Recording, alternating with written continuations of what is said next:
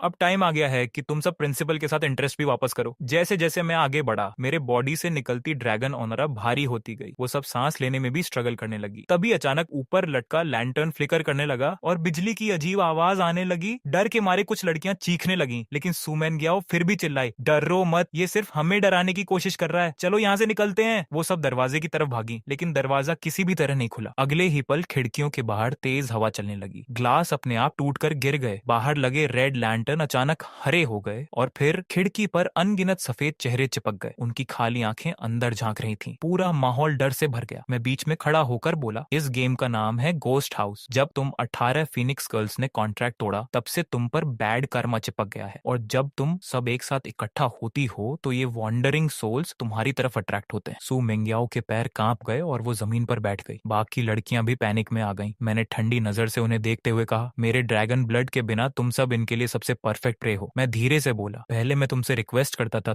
तब तुम खुद को बहुत ऊंचा समझती थी, अब वक्त बदल गया है, अब तुम मुझे बेग करोगी। सब चुप थी, डर से कोई कुछ बोल नहीं पा रहा था। थोड़ी देर बाद एक लड़की हिम्मत करके बोली, चैन अन, अगर हम हर साल तुमसे शादी करें तो क्या हम इस मुसीबत से बच सकते हैं? मैंने हल्की हंसी के साथ कहा, अब याद आया कॉन्ट्रैक्ट जब तुमने उसे तोड़ा था तब नहीं सोचा था, अब फिर से रिन्यू करना चाहती हो? क्या बहुत देर नहीं हो गई? वो घबरा कर बोली। तो तुम क्या चाहते हो? मैंने ठंडी आवाज में जवाब दिया। मुझे नहीं पता मैं क्या चाहता हूँ, ये इस बात पर डिपेंड करता है कि तुम क्या देने के लिए तैयार हो। मेरी बात सुनकर सब खामोश हो गए, कोई समझ नहीं पा रहा था क्या करें। लेकिन तभी अचानक सुमेनग्याओ आगे बढ़ी। उसने सबकी तरफ देखकर चिल्लाया, डरो मत, भूल मत जाना कि उसे भी हमसे कुछ चाहिए। जैसे ही सुमेनग्याओ ने ये बात कही कि अगर आज रात कोई उससे शादी नहीं करेगा तो आधी रात के बाद ड्रैगन किंग उसे खा जाएगा, ये सुनते ही वहां खड़ी सारी लड़कियों को जैसे एक उम्मीद मिल गई। उनके चेहरों पर डर की जगह अचानक चालाकी आ गई। कोई बोली, सही कह रही है, हमें उससे क्यों डरना चाहिए, उल्टा उसे ही हमसे डरना चाहिए। सू मेंग्याओ और भी कॉन्फिडेंट होकर मेरी तरफ देखकर मुस्कुराई। सिस्टर्स, बस हमें एकजुट रहना है, कोई भी उससे शादी नहीं करेगा, आज की रात उसकी आखिरी रात होगी, फिर वही हमसे घुटनों पर गिरकर कॉन्ट्रैक्ट रिन्यू करने की भीख मांगेगा। उसकी ये सेल्फ कॉन्फिडेंस देखकर मैं हल्का सा हंसा, गुस्सा भी आया और मजा भी। मैंने आराम से अपना फैन हिलाया और हॉल के बीच वाले सोफा पर बैठ गया। फिर शांत आवाज में बोला, लगता है गेम और इंटरेस्टिंग होता जा रहा है। ठीक है, देखते हैं आखिर में कौन किससे भीख मांगता है। मैं थोड़ा रुका और फिर धीरे से कहा, लेकिन एक बात याद रखना, अगर मैं तुम में से किसी एक से भी शादी कर लूं तो मैं 1 साल और जिंदा रह सकता हूं और उसे भी इस डिजास्टर से बचा सकता हूं, लेकिन बाकी की 17 फीनिक्स गर्ल्स का क्या होगा, ये मैं गारंटी नहीं दे सकता। मेरे ये कहते ही पूरा माहौल बदल गया। अभी तक जो सब एकजुट होने की बात कर रही थी, अब उनके चेहरे पर शक और डर साफ दिखने लगा। हर किसी की नजर दूसरे पर टिक गई, क्योंकि अब बात साफ थी, अगर एक लड़की आगे बढ़कर मुझे चुन लेती है तो वो बच जाएगी और बाकी सब खत्म हो सकती हैं। उनका प्राइड अब उनके ही खिलाफ खड़ा था। तभी अचानक वंग चेंग चेंग सबसे पहले आगे बढ़ी। वो सीधे मेरे सामने घुटनों पर बैठ गई और मेरा पैर पकड़ लिया। ब्रदर चेनान, मैं तुमसे शादी करने के लिए रेडी हूँ। मैंने कभी किसी से प्यार नहीं किया, मैं इनोसेंट हूँ। अगर तुम मुझे चुनोगे तो मैं हमेशा तुम्हारी बात मानूंगी, तुम्हें मास्टर कहूंगी। उसकी ये हरकत देखकर सू मेंग्याओ गुस्से से चिल्लाई, वंग चेंग चेंग, तुम्हें शर्म नहीं आती? लेकिन वंग चेंग चेंग ने ठंडी नजर से जवाब दिया, सू मेंग्याओ ड्रामा मत करो, वैसे भी कॉन्ट्रैक्ट रिन्यू होने के बाद हमें उससे शादी करनी ही है, तो 1 साल पहले कर लूं या बाद में क्या फर्क पड़ता है? और वो ब्लाइंड भी नहीं है, उससे शादी करने में प्रॉब्लम क्या है? ये सुनते ही बाकी लड़कियां भी कंट्रोल खो बैठी। कोई बोली, हटो, मैं पहले आई हूँ। चेनान, मेरे फैमिली के पास बहुत पैसा है, मैं सब तुम्हें दे दूंगी। कोई और बोली, मुझे चुनो, मैं सब कुछ सैक्रिफाइस कर दूंगी। कुछ ही पलों में पूरा हॉल केओस में बदल गया। जो लड़कियां अभी तक सुमेंग्याओ के साथ खड़ी थी, वही अब मुझे पाने के लिए एक दूसरे से लड़ रही थी। सुमेंग्याओ एक कोने में खड़ी ये सब देखती रह गई, जैसे उसे समझ ही नहीं आ रहा हो कि सिचुएशन कब पलट गई। मैं सोफा पर बैठा उन सबको देख रहा था। फिर मैंने हाथ उठाकर सबको शांत किया और कहा, मैं तुम सबके साथ कॉन्ट्रैक्ट रिन्यू कर सकता हूँ, लेकिन एक कंडीशन है। मैंने बेल बजाई। बाय टिंग टिंग तुरंत मेरे पास आई और एक प्लेट लेकर आई जिसमें ब्लड रखा था। मैंने सबकी तरफ देखते हुए कहा, मैं तुम्हें इस डिजास्टर से बचा सकता हूँ, तुम्हारी प्रॉपर्टी भी बचा सकता हूँ, लेकिन इसके बदले तुम्हें ड्रैगन स्केल छोड़ना होगा। मेरी बात सुनकर वो सब कंफ्यूज हो गई। तभी मैंने अचानक लाइव स्ट्रीम शुरू कर दी और कहा, अगर तुम सब इस ड्रैगन स्केल को स्क्रीन के सामने ऑडियंस में डिस्ट्रीब्यूट कर दो तो मैं तुम सबके साथ ब्लड कॉन्ट्रैक्ट साइन कर दूंगा। वो सब मजबूरी में मानने लगी, लेकिन जैसे ही मैं कॉन्ट्रैक्ट साइन करने वाला था, अचानक बाहर से अजीब सी आवाज आई। ये हवा की नहीं थी, ये काउंटलेस चीखों की आवाज थी। मैं तुरंत अलर्ट हो गया। मैंने ड्रैगन सेंस एक्टिवेट किया और खिड़की की तरफ देखा। बाहर अंधेरे में मुझे सिर्फ एक चीज दिखी, विला के चारों तरफ अनगिनत लोग खड़े थे, लेकिन उनकी आंखें खाली थीं और वो सब चुपचाप घर के अंदर घूर रहे थे, जैसे किसी के सिग्नल का इंतजार कर रहे हो। सीन एकदम साइलेंट था, लेकिन उस साइलेंस में आने वाली तबाही साफ महसूस हो रही थी। मुझे अचानक ऐसा लगा जैसे मैं किसी बेहद डरावनी दुनिया में आ गया हूँ। मेरा दिमाग पैनिक मोड में चला गया और मैं पागलों की तरह चारों तरफ नजर दौड़ाने लगा। कुछ ही सेकंड में विला की साफ सफाई, हवा की आवाज, यहाँ तक कि स्टॉर्म की गूंज भी एकदम से रुक गई। सब कुछ अननेचुरल साइलेंस में बदल गया। मैंने तुरंत महसूस किया, कुछ गलत है। इतने सारे व्हाइट गोस्ट एक ही पल में पीछे हट जाएं, ये पॉसिबल नहीं। जरूर यहाँ कोई बड़ा डेंजर मौजूद है। मेरा दिल तेजी से धड़कने लगा और मैंने तुरंत हॉल में खड़े लोगों को गिनना शुरू किया। 1 2 3 16 और बाय टिंग टिंग सिर्फ 17 लोग। मेरी आंखें सिकुड़ गईं। मेरे अंदर का कंट्रोल अचानक हिल गया। मैंने जोर से चिल्लाया, चुप रहो सब। पूरा हॉल एकदम साइलेंट हो गया। मैंने बाय टिंग टिंग का हाथ पकड़कर उसे अपनी तरफ खींचा और पूछा, 18वीं फीनिक्स गर्ल कहाँ है? कौन है वो? क्यों नहीं आई? बाय टिंग टिंग डर से कांपने लगी। उसकी आवाज टूट रही थी। वो अनरन है। उसने मेरे मैसेजेस का रिप्लाई नहीं किया, कॉल्स भी नहीं उठाए। मुझे लगा वो आना ही नहीं चाहती। अनरन, ये नाम सुनते ही मैं कुछ पल के लिए फ्रीज हो गया। मेरे दिमाग में उसकी इमेज फ्लैश हुई। वही थी जो उन 18 लड़कियों में सबसे अलग थी, जिसने कभी मेरे बारे में बुरा नहीं कहा। उस रात भी मेरे दिल में एक ख्याल आया था कि अगर मुझे किसी एक को चुनना पड़े तो शायद वो अनरान ही हो, लेकिन वो नहीं आई। तभी अचानक आसमान से एक भयानक ड्रैगन रोअर गूंजा। पूरा विला जोर जोर से हिलने लगा। लाइट्स फ्लिकर करने लगी। सुमेनग्याओ डर के मारे जमीन पर गिर गई और बाकी लड़कियां चीखते हुए मेरे पीछे छुपने लगी। मैं भी शॉक में था कि तभी अचानक विला का दरवाजा अपने आप खुल गया। एक मिस्टीरियस फिगर धीरे धीरे अंदर आया। मेरी नजर उस पर टिक गई। वो अनरान थी, लेकिन अब वो पहले वाली सिंपल और शांत अनरान नहीं थी। उसने रेड रोब पहना हुआ था जिस पर ब्लैक ड्रैगन ड्रैगन पैटर्न्स बने थे। उसके लंबे बाल खुले थे और उसका चेहरा ठंडा और घमंडी लग रहा था। उसकी आंखों में एक अजीब एरोगेंस था, जैसे वो पूरी दुनिया को चैलेंज कर रही हो। उसने ठंडी आवाज में कहा, ये कॉन्ट्रैक्ट मेरी माँ ने साइन किया था, उसने उसकी पावर एंजॉय की तो उसे ही प्राइस चुकानी चाहिए, मैं क्यों दूं? ये कहते हुए उसने धीरे से अपना हाथ उठाया। उसी पल हवा जैसे जम गई, पूरा विला फ्रीज हो गया। मैंने डर के साथ देखा कि बाकी 17 फिनिक्स गर्ल्स की स्किन धीरे धीरे सफेद पड़ने लगी, जैसे उनकी लाइफ एनर्जी खींची जा रही हो। अनरान के पीछे एक शैडो उभरने लगी जो पूरे हॉल की आवाज को निगल रही थी। मेरा दिल बैठ गया। ये येलो रिवर का ड्रैगन किंग है। अब मुझे सब समझ आ गया। अनरान ने खुद को बचाने के लिए ड्रैगन किंग से डील कर ली थी। वो उसकी पपेट बन चुकी थी। अनरान अचानक हंसी, लेकिन वो हंसी उसकी नहीं थी। उसमें दो आवाजें मिल रही थी, एक उसकी और एक किसी और की। मेरे प्यारे बच्चे, थैंक्स कि तुमने ये सारे न्यूट्रिएंट्स मेरे लिए इकट्ठा कर दिए। आज रात मैं तुम सबको निगल जाऊंगा और तुम्हें खाकर मैं अपनी बॉडी वापस ले लूंगा। एक सच्चा ड्रैगन बन जाऊंगा। उसकी आवाज के साथ ही एक भयानक प्रेशर पूरे हॉल पर गिरा। मेरे घुटने अपने आप मुड़ गए और मैं जमीन पर गिर पड़ा। मेरे मुंह से खून निकल आया। मेरे अंदर खून का कनेक्शन रिएक्ट कर रहा था। तो ये पिता पुत्र का खेल है। अचानक अनरन बिजली की तरह मेरे सामने आई। उसने मेरा गला पकड़ लिया और मुझे हवा में उठा लिया। उसकी उंगलियां मेरी गर्दन में धंस गई। मैं सांस नहीं ले पा रहा। वो मेरे शरीर से ड्रैगनटी खींचने लगी। मेरी नजर धुंधली होने लगी। मेरे अंदर की लाइफ धीरे धीरे खत्म हो रही थी। मेरे मन में बस एक ही ख्याल आया, क्या मैं यहीं खत्म हो जाऊंगा? मैंने अभी तक अपनी माँ का बदला भी नहीं लिया, अपने मास्टर का वादा भी पूरा नहीं किया, अपनी शादी भी नहीं देखी। क्या यही एंड है? मेरे चारों तरफ अंधेरा छाने लगा। मैं जैसे किसी गहरे एबिस में गिर रहा था। लेकिन तभी मेरे अंदर से एक आवाज आई, नहीं, मैं हार नहीं मानूंगा। अचानक मेरे पूरे शरीर से गोल्डन लाइट फूट पड़ी। मेरे खून में छिपी दूसरी पावर जागने लगी। उसी समय जमीन के नीचे से एक जोरदार धमाका हुआ। विला का फ्लोर फट गया और येलो रिवर का पानी फाउंटेन की तरह ऊपर उठने लगा। उस पानी की लहरों में एक फिगर धीरे धीरे उभरी। उसके चारों तरफ जलती हुई आग जैसी एनर्जी थी। वो मेरी माँ थी। मेरी आंखें लाल हो गईं। मेरे मास्टर ने बताया था कि जन्म के बाद से ही वो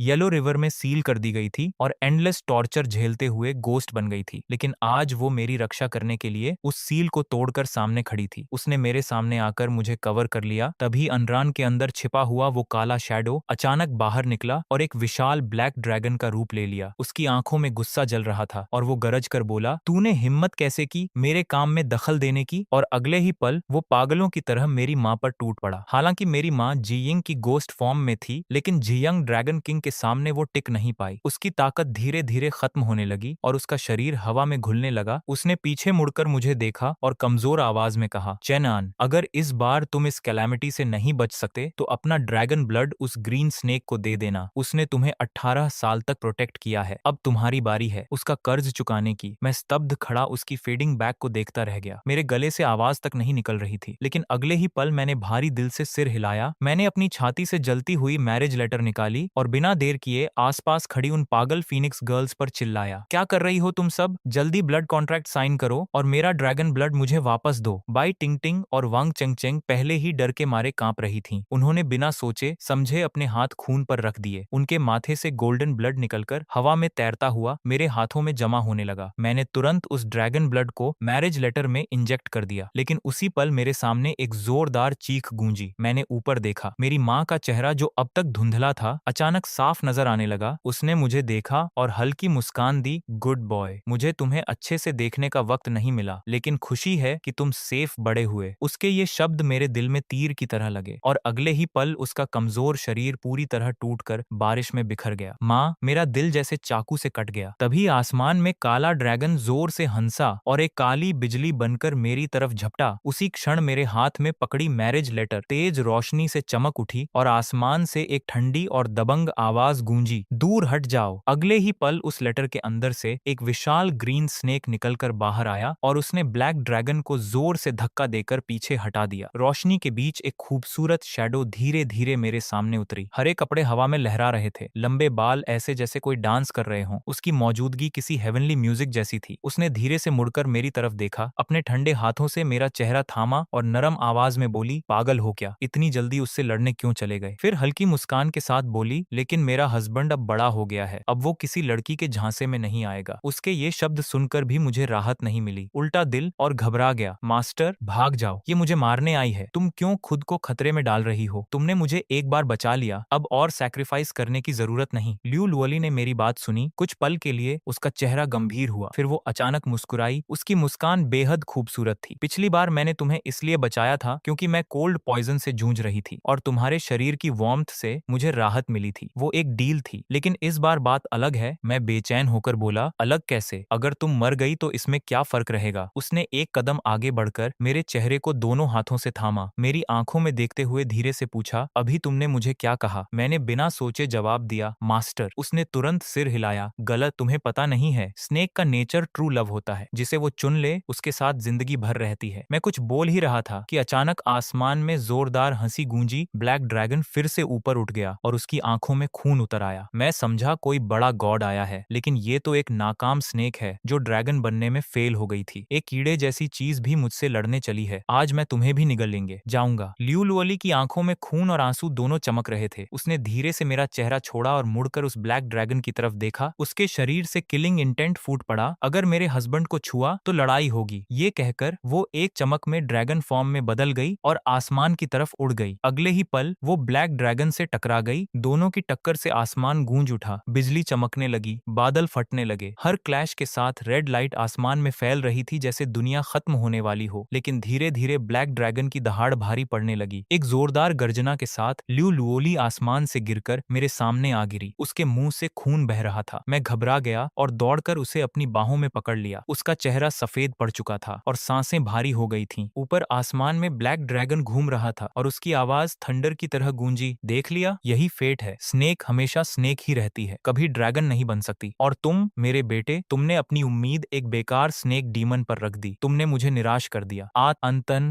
मैंने ल्यू लुओली को और कसकर अपनी बाहों में जकड़ लिया। मेरी आंखों में गुस्सा और दर्द दोनों जल रहे थे। मेरा दिल अंदर से चाकू की तरह कट रहा था। मेरी सांसें भारी होती जा रही थीं और मुझे अपने शरीर में बहता ठंडा ड्रैगन ब्लड साफ महसूस हो रहा था। मैंने ल्यू लुओली को कसकर पकड़ते हुए धीमी आवाज में कहा, लुओली, थैंक्स मुझे प्रोटेक्ट करने के लिए। तुम हमेशा ड्रैगन बनना चाहती थी ना, आज मैं तुम्हें खुद ड्रैगन बना दूंगा। ये कहते ही अगले ही पल मैंने अपने पूरे शरीर की मेरिडियंस को फोर्सफुली एक्टिवेट किया और अपने दिल में मौजूद सारा ड्रैगन ब्लड इकट्ठा कर लिया। फिर बिना एक पल सोचे मैंने अपने हार्ट ब्लड को उगलकर सीधे ल्यू लुओली के शरीर में इंजेक्ट कर दिया। नहीं, ल्यू लुओली ने जैसे ही ये महसूस किया वो जोर से चिल्लाए, लेकिन तब तक बहुत देर हो चुकी थी। मेरे शरीर से एक तेज गोल्डन लाइट निकली और सीधी उसके शरीर में समा गई। उसी पल मुझे लगा मेरी लाइफ एनर्जी तेजी से खत्म हो रही है। मेरा मजबूत शरीर एक झटके में कमजोर पड़ गया। जन्म से मेरे साथ रहा ड्रैगन ब्लड पूरी तरह खत्म हो गया और उसकी जगह एक गहरी ठंडी एनर्जी ने ले ली। मुझे समझ आ गया कि अब से मैं एक नॉर्मल इंसान नहीं बल्कि एक अजीब और रेयर एग्जिस्टेंस बन चुका हूँ। गोल्डन लाइट के बीच ल्यू लुओली का शरीर अचानक एक्सप्लोड हुआ और एक विशाल ग्रीन स्नेक में बदल गया। लेकिन अगले ही पल एक चमत्कार हुआ। उसके हरे स्केल्स धीरे धीरे सिल्वर व्हाइट में बदलने लगे। उसके शरीर पर 4 तेज क्लॉज उगाए और उसके सिर पर लंबी सी ड्रैगन हॉर्न्स निकल आईं। अगले ही पल एक भव्य सिल्वर व्हाइट ड्रैगन आसमान में उठ गया। उस क्षण पूरी दुनिया का रंग बदल गया। हर चीज उस ड्रैगन के सामने झुकती हुई महसूस हुई। ब्लैक ड्रैगन के चेहरे पर पहली बार डर साफ दिखाई दिया। ये कैसे पॉसिबल है? एक स्नेक रियल ड्रैगन कैसे बन सकती है? वो घबराकर भागने लगा, लेकिन सिल्वर ड्रैगन ने मुंह खोला और एक भयानक ड्रैगन ब्रेथ छोड़ी जिसने उसे तुरंत रोक दिया। फिर उसने स्पेस को डिस्टॉर्ट करते हुए एक फ्लैश में खुद को उसके ऊपर पहुंचा दिया और अपने विशाल क्लॉज से उसे जोरदार वार किया। ब्लैक ड्रैगन का शरीर टूटकर काले धुएं में बदल गया और आसमान के बादलों के साथ गायब हो गया। अगले ही पल आसमान में कलरफुल क्लाउड्स छा गए, जैसे डिवाइन प्रेजेंस आ चुकी हो। लेकिन उसी वक्त मेरी ताकत पूरी तरह खत्म हो गई। मेरा शरीर ढीला पड़ गया और मैं पीछे की तरफ गिरने लगा। तभी एक वार्म एनर्जी ने मुझे पकड़ लिया। ल्यू लुओली तुरंत ह्यूमन फॉर्म में वापस आई। उसने मेरा माथा अपने माथे से लगाया। मेरे होठों पर हल्की सी नम फीलिंग हुई और एक वार्म स्ट्रीम मेरे शरीर में फ्लो होने लगी। उसकी नरम आवाज मेरे कानों में गूंजी, हनी, अब आराम से सो जाओ। और यही आखिरी आवाज थी जो मैंने सुनी। उसके बाद मेरी आंखें बंद हो गईं और मैं बेहोश हो गया। पता नहीं कितने समय बाद मैंने धीरे धीरे आंखें खोली। मैं अपने बेड पर लेटा हुआ था। खिड़की से सनलाइट अंदर आ रही थी। बेड साइड पर एक लेटर और मैरिज कॉन्ट्रैक्ट रखा था। मैंने कांपते हाथों से लेटर खोला। वो ल्यू लुओली की हैंडराइटिंग थी। हनी, जब तुम ये लेटर पढ़ रहे होगे मैं जा चुकी होंगी। उस रात तुमने मुझे ड्रैगन बनाने के लिए अपनी ड्रैगन वेन्स डिस्ट्रॉय कर दी और खुद पर जेनेटिक बैकलैश ले लिया। मैंने ड्रैगन किंग को खत्म कर दिया, लेकिन मैं तुम्हारे साथ नहीं रह सकती। मैंने अपनी सारी कल्टीवेशन तुम्हें दे दी है और तुम्हारी फेट को टेम्परेरी सील कर दिया है। लेकिन मुझे फिर से ट्रिब्यूलेशन फेस करनी होगी। उन 18 फीनिक्स गर्ल्स ने ब्लड कॉन्ट्रैक्ट साइन कर दिया है। अब हर साल एक फीनिक्स तुम्हारे पास रहेगी और तुम्हारी फेट को सप्रेस करेगी। अच्छे से जीना। अगर डेस्टिनी ने चाहा तो फिर मिलेंगे। लव, ल्यू लुओली। लेटर पढ़ते पढ़ते मेरी आंखें नम हो हो गईं। मैंने उसे अपने सीने से लगा लिया और धीरे से कहा, पागल, मैंने कब कहा था कि मुझे उनके साथ रहना है। उस दिन के बाद जियांग चंग में एक अजीब अमीर आदमी की कहानी फैल गई, जो एक खाली विला में अकेला रहता था। हर साल उसकी एक नई ब्यूटीफुल फियांसे होती थी, लेकिन वो कभी उन्हें छूता तक नहीं था। वो बस पूरे दिन कोर्टयार्ड में बैठा रहता था, जैसे किसी का इंतजार कर रहा हो। साल बीतते गए और जिंदगी ऐसे ही गुजरती रही। कुछ साल बाद पीछे की पहाड़ी पर एक अकेली कब्र बनी। उस पर कोई फोटो नहीं थी, बस एक लाइन लिखी थी, ल्यू लुओली के हस्बैंड चेन एन की कब्र। हवा चलती तो घास में ऐसा लगता जैसे कोई ग्रीन स्नेक धीरे धीरे रेंग रहा हो और कब्र के पास आकर रुक जाता हो। समय बीतता गया और 8 साल बाद एक रात निशान विलेज के एक पुराने घर में एक पतला सा लड़का नींद से उठा। वो आराम से बैकयार्ड में पेशाब करने गया। तभी घास में सरसराहट हुई। उसने नीचे देखा तो एक घायल ग्रीन स्नेक वहां पड़ी थी और उसके पास एक लेटर था। उस स्नेक की साफ आंखें उसे शांति से देख रही थीं, जैसे वो उसे पहचानती हो। और उसी पल हवा में फिर से वही अनजाना कनेक्शन महसूस हुआ। कहानी जैसे फिर से शुरू होने वाली थी।